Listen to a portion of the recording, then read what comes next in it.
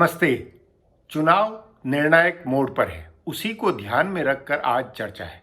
मगर उस विषय पर खुलासा और बातचीत करूं उससे पहले मौजूदा सुर्खियों का सच जाना जाए।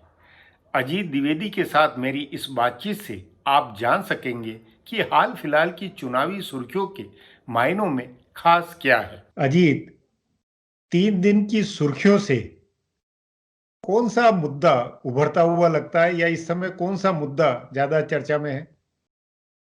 समय सबसे ज्यादा चर्चा में बिहार में जो पिछले 24 घंटे में या 72 घंटे में कहें, जब से हम लोगों ने आखिरी प्रोग्राम हम लोगों का टेलीकास्ट हुआ होगा उसके बाद से सबसे ज्यादा चर्चा में नीतीश कुमार और चिराग पासवान का झगड़ा है। वो एक तरह से बार बार ये चिराग पासवान ऐसी ऐसी कोशिश कर रहे हैं कि फोकस फोकस उनके ऊपर बने और उनका और नीतीश का विवाद बढ़े, झगड़ा बढ़े। चूंकि उस मकसद कंफ्यूजन पैदा करना है वोटर में, तो वो बयान दे के ऐसे बयान दे करके जिससे जिससे विवाद बढ़े। जैसे उन्होंने बयान दिया, पहला बयान उनका आया कि वो एक सभा में गए सीतामढ़ी में, उन्होंने कहा कि आप जेल जाएंगे नीतीश कुमार। उन्होंने कहा दिया कि हमारी सरकार बनेगी और नीतीश कुमार सलाखों के पीछे होंगे। तो इस तरह की बातें बिहार चुनाव में आमतौर पर नहीं होती है। खासतौर से नीतीश कुमार के बारे में तो कोई नहीं कहता है कि वो सलाखों के पीछे जाएंगे या जेल में जाएंगे। फिर उन्होंने कहा कि जहां हमारा कैंडिडेट है वहां हमको दीजिए और जहां हमारा नहीं है वहां बीजेपी को वोट करिए। तो चिराग पासवान ने कुल मिलाकर के ये पिछले 2 दिन में अपनी सभाओं में आज और कल उन्होंने ये कंफ्यूजन किया कि हमको हमको दीजिए या बीजेपी को दीजिए। बीजेपी जेडीयू की सरकार, बीजेपी और एलजेपी की सरकार बनेगी, जेडीयू को एलजेपी से भी कम सीटें आएंगी, हमारी सरकार बनेगी तो नीतीश कुमार जेल जाएंगे। तो ये बातें कह के उन्होंने अपनी तरफ से एक कंफ्यूजन क्रिएट करना, नीतीश को टारगेट करना, ये किया उन्होंने। उस पर आज नीतीश कुमार ने रिस्पॉन्ड किया। तो उनका जवाब ये था कि हमने आपके पिताजी को राज्यसभा भेजा और आपके चाचा को मंत्री बनाया, यहाँ एमएलसी बना करके, तब तो हम बहुत अच्छे थे और अब आज हम खराब हो गए। तो ये उनका शालीन तरीके से उन्होंने ये बात कही। तो ये कुल मिलाकर के है कि नीतीश कुमार और चिराग पासवान, ये एक कंफ्यूजन होने का, झगड़ा होने का ये चल रहा है। नहीं, लेकिन इस कंफ्यूजन में क्या ये नहीं लगता है कि जो असली मुकाबला है, भले एनडीए बनाम महागठबंधन, या जो तेजस्वी यादव और महागठबंधन की जो चुनौती की चर्चाएं थी, वो हाशिए में जा रही, वो दब रही है? ये कोई रणनीति के तहत तो होता हुआ नहीं लगता? नहीं, ये वो लड़ाई तो अपनी जगह है, क्योंकि लड़ाई तो तेजस्वी ही लड़ रहे हैं महागठबंधन से। महागठबंधन की तरफ से तेजस्वी लीड कर रहे हैं और एनडीए की तरफ से नीतीश कुमार कर रहे हैं। तो लड़ाई तो उन्हीं दोनों के बीच में है।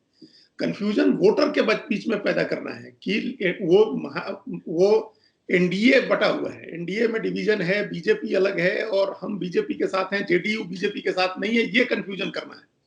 तो उसका उससे फिर धारणा के नाते जो महागठबंधन या जो नीतीश कुमार के खिलाफ चेहरे को लेकर जो नाराजगी का एक भाव बना है, वो गहरा रहा होगा, या तेजस्वी और महागठबंधन को फायदा हो रहा होगा?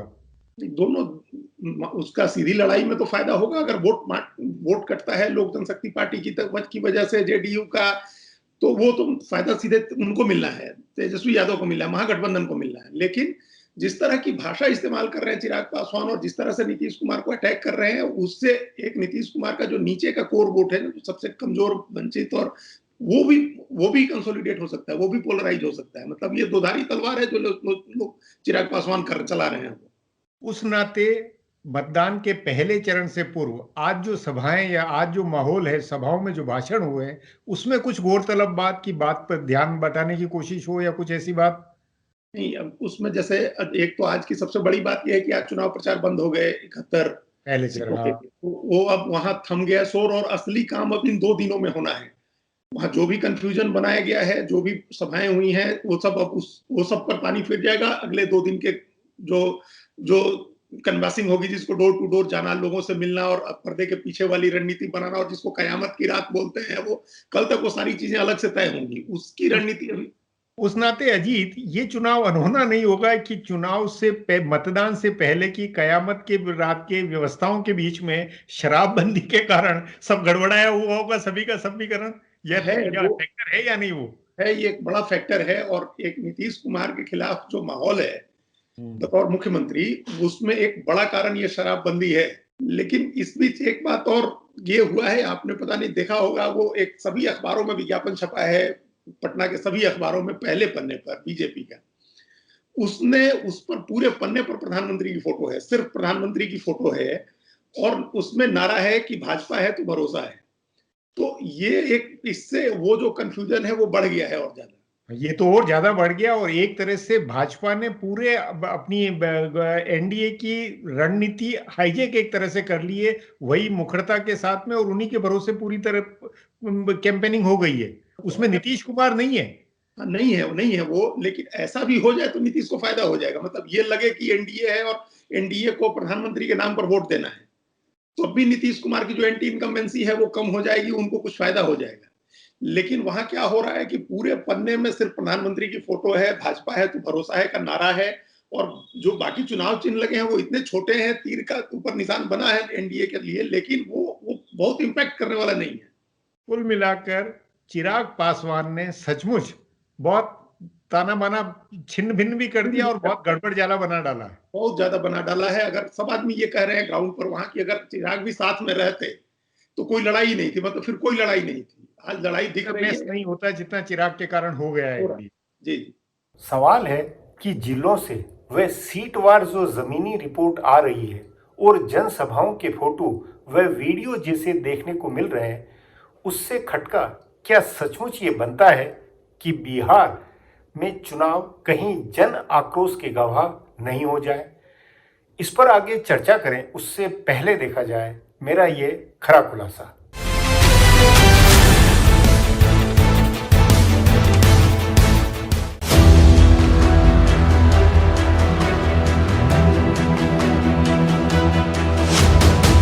बिहार में वैसे तो हर बार चुनावी सभाओं में भीड़ जुटती है, लोग बोलते होते हैं, बेबाक राय दे रहे होते हैं और पूरे प्रदेश का राजनीतिक समीकरण साझा कर रहे होते हैं।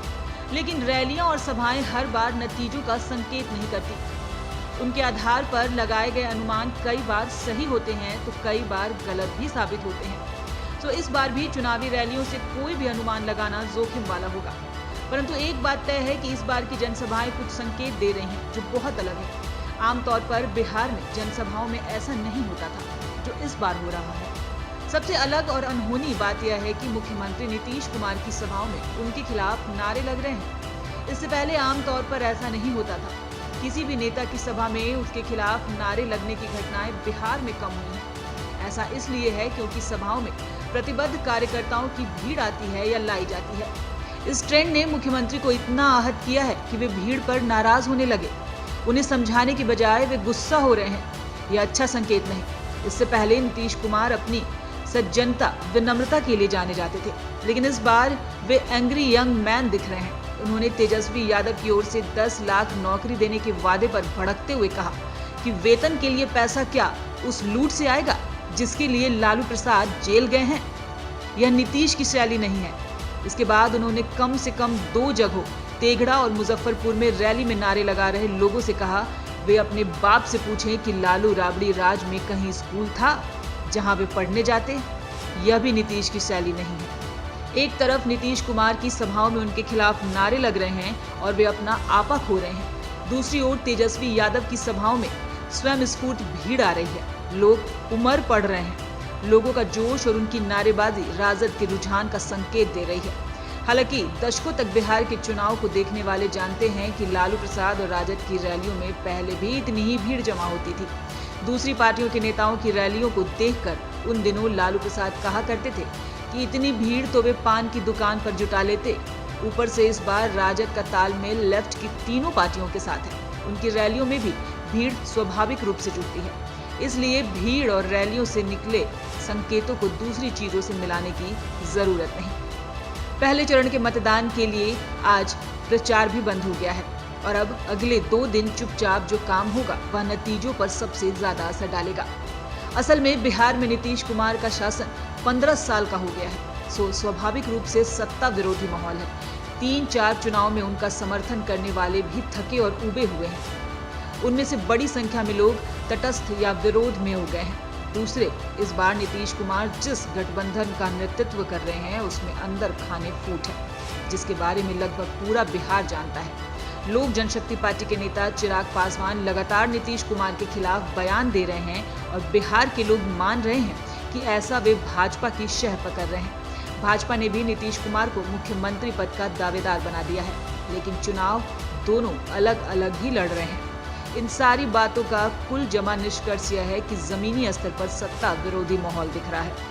अब यह देखना होगा तेजस्वी की सभाओं में जुट रही भीड़ नतीजों को ज्यादा प्रभावित करती है या चुपचाप बैठे मतदाता ज्यादा असरदार साबित होते हैं।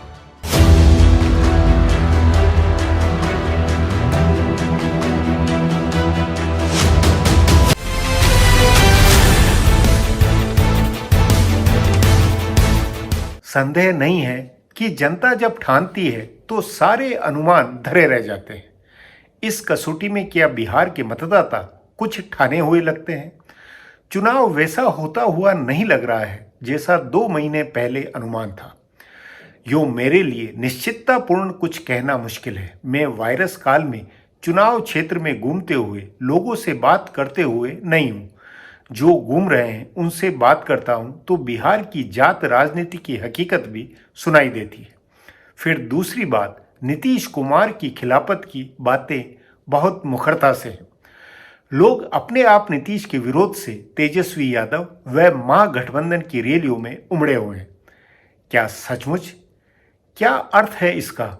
इस पर अब मेरी बिहार चुनाव पर बारीकी से नजर रखे हुए वरिष्ठ पत्रकार नीरजा चौधरी से बातचीत है। नीरजा जी नमस्कार। नमस्कार, कैसे हैं आप? बस सब ठीक है। नीरजा जी, आपको बिहार चुनाव को लेकर जिस तरह की खबरें आई है उससे आपकी धारणा क्या बन रही है चुनाव को लेकर? देखिए व्यास जी, अभी तक तो मैं मान के चल रही थी कि नीतीश कुमार और बीजेपी मिलकर सरकार बना लेंगे, क्योंकि दूसरी तरफ इतना बिखराव था, कोई स्पष्ट स्थिति नहीं थी। लीडरशिप भी तेजस्वी यादव का था और अभी नौजवान है, अपने आप को प्रूव नहीं किया। लालू यादव बाहर नहीं है, कांग्रेस की स्थिति काफी कमजोर है। कुल मिला के नीतीश के खिलाफ एक धारणा बन रही थी, पर ऐसा लग रहा था कि एनडीए बाजी ले जाएगा। लेकिन पिछले दिनों में से जो खबरें आ रही हैं, नंबर 1 दो वीडियोस आ रहे हैं जो कि बहुत जरूरी दिख रहे हैं, जहां की दिख रहा है एक उत्साह, जो कि आपने भी इलेक्शन कवर किए हैं, मैंने भी इलेक्शन कवर किए हैं जी। 3 दशक से तो कर ही रहे हैं, उससे ज्यादा ही कर रहे हैं। तो हमको समझ में आता है कि एक लाइव ऑडियंस होती है और एक डेड ऑडियंस होती है। एक भाड़े के लोग होते हैं और ये अपने आए हुए लोग होते हैं, और एक ऑडियंस होती है जो दिखाती है कि आक्रोश है जनता में।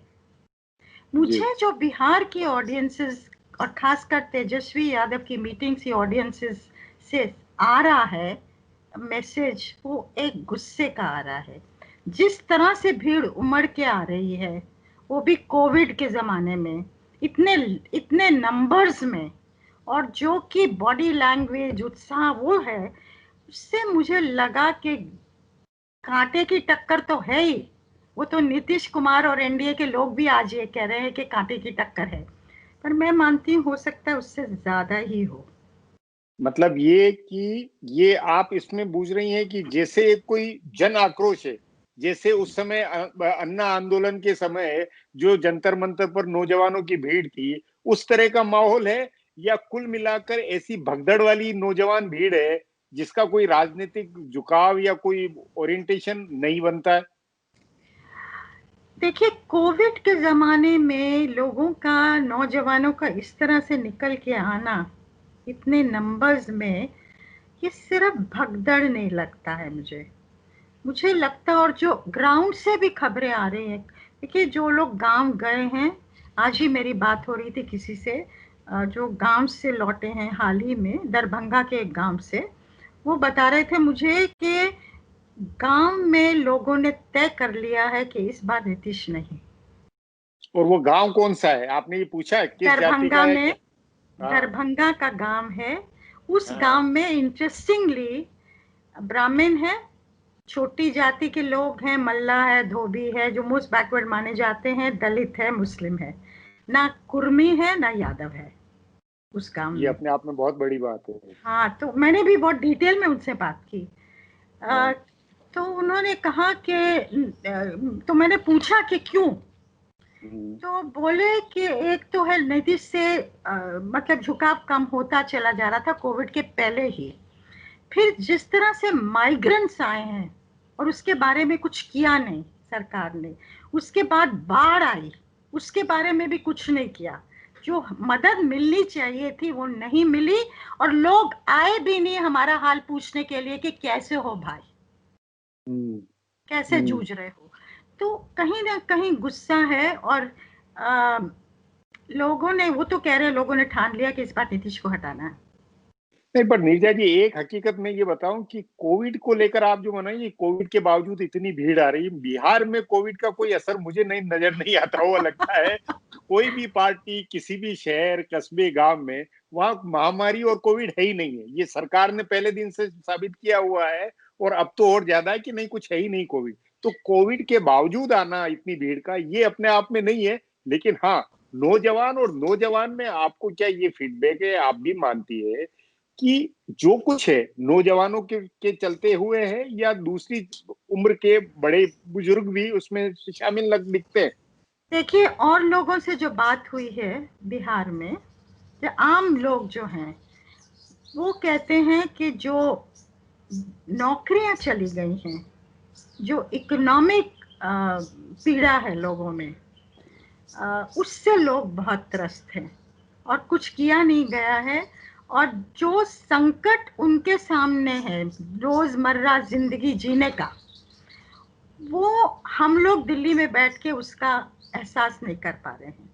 नहीं नीरजा जी, आपने और मैंने बिहार बहुत कवर किया, और मैं आपको याद दिलाऊं कि हमारा पहला चुनाव जो साथ में कवर था जब सत्यनारायण सिंह चीफ मिनिस्टर हुआ करते थे, और अपन मैं जनसत्ता याद है, तब से लेकर आज तक में बिहार के नतीजों में हमेशा अंततः जाति, सामाजिक समीकरण, सोशल इंजीनियरिंग, यही फार्मूला, आर्थिक मुद्दे वो कभी नहीं हुए। मतलब ये जरूर कानून व्यवस्था का मुद्दा हावी हुआ, लेकिन बेरोजगारी और आर्थिक बदहाली कभी मुद्दा बना हो, ये उस जातिगत समीकरण में एक तो फिट नहीं होता। दूसरा, आप अभी भी मानती हैं कि नीतीश कुमार क्या अपना पुराने जो सोशल इंजीनियरिंग, जो उनको चुनाव को एन वक्त पे पलटने की वो क्षमता इस बार काम नहीं करेगी? देखिए, नंबर 1 मैं मानती हूँ जातीय समीकरण कहीं गया नहीं है, ये बात सही है, लेकिन इस बार मुझे लगता है कि इकोनॉमिक हार्डशिप एक मुद्दा, एक अंडरलाइन मुद्दा होने जा रहा है, खासकर बेरोजगारी का जो भय भी है कि आगे जाके जिंदगी क्या होने वाली है, एक वो चीज होने वाली है। जातीय समीकरण में आपको याद है जब लालू जी पहले आए थे तो उनका समीकरण मुस्लिम यादव MY तो था, लेकिन उसमें छोटी जातियां जुड़ी हुई थी और दलित तबका भी था। मुझे लगता है क्या वो समीकरण इस बार बनने वाला, वो छोटी जातियों को नीतीश कुमार ने बहुत खूबी से अपनी तरफ किया है, और महादलित का भी किया है, मुस्लिम्स का भी एक तबका उन्होंने लिया था। और आपको याद होगा कि 2014 में जब वो नरेंद्र मोदी लोकसभा चुनाव जीते थे, तो उस समय बिहार के लोग कहते थे हम इस बार मोदी को दे रहे हैं, लेकिन असेंबली इलेक्शंस में हम नीतीश कुमार को देंगे। आपको याद है, बहुत लोग कहते थे, और वो हुआ भी। उनको ये याद था कि हमको लाना है, सुशासन बाबू को दिया। पर अगर लोगों ने मन में ठान लिया इस बार इनको नहीं देना है, अगर ये सच्चा है, उसमें मैं एक चीज, एक राइडर ऐड करूंगी, क्या महिला वोटर जो है ना बिहार में, वही वोटर है जो कि नीतीश की हेल्प कर सकते हैं, इस समय नीतीश के साथ खड़े हो सकते हैं। और महिला वोटर जो लोगों से बात करके लग रहा है उतना नहीं टूटा है जितना कि पुरुष और जो दिख रहा है नौजवान तबका। तो कुल मिला के क्या महिला वोटर बेल आउट करेगा नीतीश कुमार को, नंबर 1। नंबर 2, नरेंद्र मोदी का क्या इम्पैक्ट होगा। 12 रैलियां होने वाली हैं, एक रैली हो चुकी है, और अगले एक रैली क्या 3 रैलीज हो चुकी हैं, हो गई, एक दिन का हो गया दौरा। जी। तो आगे जाके वो कितना इम्पैक्ट करेगा और इस स्थिति में को सुधारेगा एनडीए के लिए, वो एक क्वेश्चन मार्क रहेगा। क्योंकि तेजस्वी के जो कैंप है वो अपने आप हैरान है कि कैसे लोग आ रहे हैं, और मुझे नहीं लगता कि वो ये है कि एक वो बिंदु है उस तरफ, क्लियर लीडरशिप है ना। ऐसा नहीं है कि भाई महागठबंधन बाद में होगा, लीडरशिप क्लियर है, यंग लीडरशिप है, अनुभव नहीं है उस लीडरशिप को। लालू प्रसाद यादव राबड़ी का राज में क्या हुआ वो भी लोगों को याद है।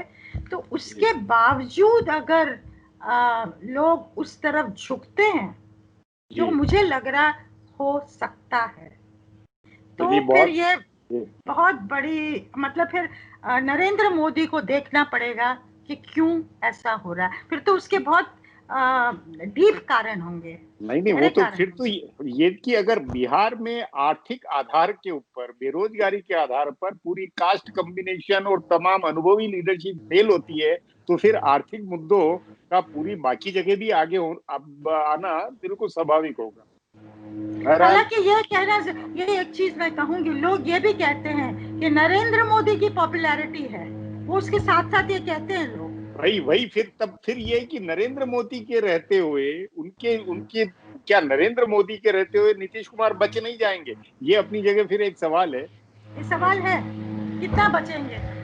जी मीडिया जी, बातचीत यहीं समाप्त करें। बातचीत के लिए बहुत मतदान की निकटता के साथ पार्टियों व नेताओं के दाव पेच बढ़ गए हैं। मतदाताओं को रुझाने के लिए कई तरह के पैतरे चले जा रहे हैं। इन पर कई तरह के कयास है, इसलिए देखें दाव पेच। लालू प्रसाद के परिवार में विरासत का विवाद खत्म हो गया है और उत्तराधिकारी का मामला भी तय हो गया है। यह इस बार के चुनाव की खास बात है। पिछले साल लोकसभा चुनाव तक यह विवाद चल रहा था। लालू प्रसाद ने भले तेजस्वी को नीतीश कुमार के साथ बनी सरकार में उप मुख्यमंत्री बना दिया था और बाद में विपक्ष के नेता का पद भी दिया था, पर इससे उत्तराधिकारी और विरासत का विवाद खत्म नहीं हुआ। पिछले साल के लोकसभा चुनाव में लालू प्रसाद की बड़ी बेटी मिसा भारती ने लड़कर पाटलिपुत्रा सीट से टिकट ली थी। तेजस्वी उनके लड़ने के एकदम खिलाफ थे। उनका कहना था कि मिसा भारती राज्यसभा में है, इसलिए उनको चुनाव नहीं लड़ना चाहिए। गौरतलब है कि मिसा भारती 2014 में भी इसी सीट से चुनाव लड़कर हार चुकी थी और उसके बाद ही उनको राज्यसभा में भेजा गया था। तभी तेजस्वी इस बार अपने एक करीबी विधायक को टिकट देना चाहते थे, पर मिसा भारती और तेजस्वी के बड़े भाई तेज प्रताप यादव ने जोर जबरदस्ती टिकट लिया। तेजस्वी के करीबी विधायक को अपमानित भी किया। उस एक घटना से तेजस्वी बैकफुट पर थे। उनके लिए अच्छा हुआ कि मिसा भारती इस बार पिछली बार से ज्यादा वोट से हारी। उसके बाद से मिसा भारती अलग थलग पड़ी है। इस बार विधानसभा चुनाव में टिकट बंटवारे के समय लालू प्रसाद के पुराने सहायक ने मिसा भारती के जरिए कुछ लोगों को टिकट दिलाने का प्रयास किया, पर किसी की टिकट नहीं हुई। इस तरह पार्टी अब पूरी तरह तेजस्वी यादव के हाथ में आ गई है। इसमें लालू प्रसाद ने भी उनकी मदद की। अब सबकी नजर प्रधानमंत्री नरेंद्र मोदी के पहले चरण के मतदान के दिन होने वाली रैलियों पर है। उस दिन सुबह 11 बजे अपनी रैली में प्रधानमंत्री जो अपील करेंगे उसका असर मतदान पर होगा। उस दिन अगर वे एनडीए के नेता के बजाय भाजपा के नेता की तरह बोले तो जदयू के उम्मीदवारों को मुश्किल होगी। ध्यान रहे, पहले चरण में जदयू के ज्यादा उम्मीदवारों की किस्मत दांव पर है। प्रधानमंत्री के भाजपा नेता के तौर पर बोलने का अंदेशा इसलिए है क्योंकि पहले दिन की सभाओं में उन्होंने एनडीए का नहीं भाजपा का प्रचार किया। प्रधानमंत्री नरेंद्र मोदी ने बिहार में पार्टी का चुनाव प्रचार शुरू किया तो उन्होंने बिल्कुल बिहार के मामलों पर फोकस किया। वे बीच बीच में भोजपुरी बोले और अच्छे तरीके से बोले। उन्होंने उन सड़कों का जिक्र किया जो उनकी सरकार बना रही है। इसके उलट राहुल गांधी के भाषण में लोकल कंटेंट की कमी देखी गई। उनका पूरा भाषण राष्ट्रीय मुद्दों पर था। वे जो भाषण दिल्ली के चुनाव में देते थे या पिछले साल झारखंड में दिया था, उससे पहले मध्य प्रदेश, राजस्थान और छत्तीसगढ़ के चुनाव में दिया या पिछले लोकसभा चुनाव में दिया, लगभग वही सारी बातें वे बिहार में भी दोहरा रहे थे। इसके उलट तेजस्वी यादव के भाषण में सिर्फ स्थानीय बातें थी। इसकी वजह से वे लोगों के साथ कनेक्ट कर पाए। राहुल गांधी खुलकर नीतीश कुमार की सरकार के विरोध में ज्यादा नहीं बोले। इससे भी उनके भाषण में लोगों को ताली बजाने या गला फाड़ कर चीखने का मौका मिला।